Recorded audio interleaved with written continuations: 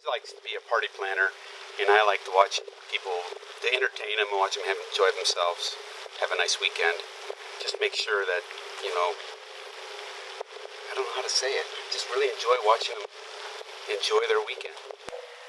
I think what finally pushed us toward, we had been talking to KOA for a couple years, and we knew it was the right decision to make. We didn't think that we were ready for additional campers. It's kind of like make sure you have a show before you have an audience. Does that make sense?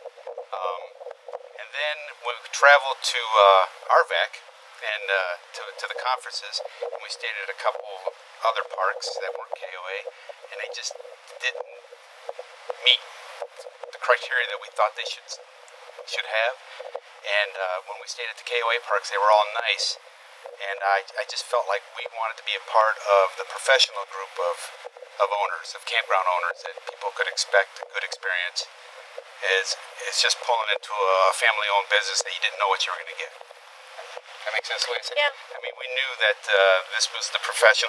Even when we go to a meeting now, people look at the KOA owners like we've only been in it 4 years, but we're supposed to have all this experience because we're KOA owners now, So it's like, well, we are part of a bigger group now, and we enjoy that. Something that we are experiencing now with being KOA is that we've always had a sign on the road, and now people are saying, oh, we saw your sign.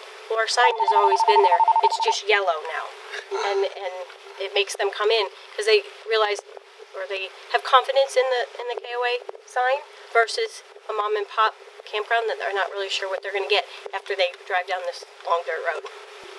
Don isn't good at pegging projects. He wants to do them all now. We're going to learn more about working within a budget versus doing everything that he wants to do. But that'll never work. But it's also based on what our folks want.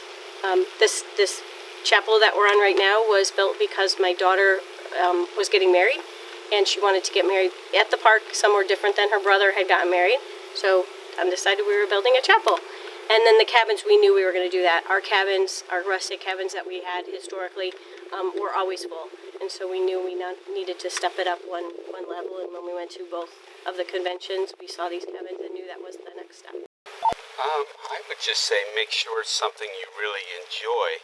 If you think you're going to look at the clock and consider it a work day, it's not for you. You work until you're done, and it's not really work. It's something you enjoy. If you enjoy taking care of customers, make sure they have a good weekend, it's probably for you. If you think at 6 o'clock you're going to shut the office and go home, I probably would look at something else.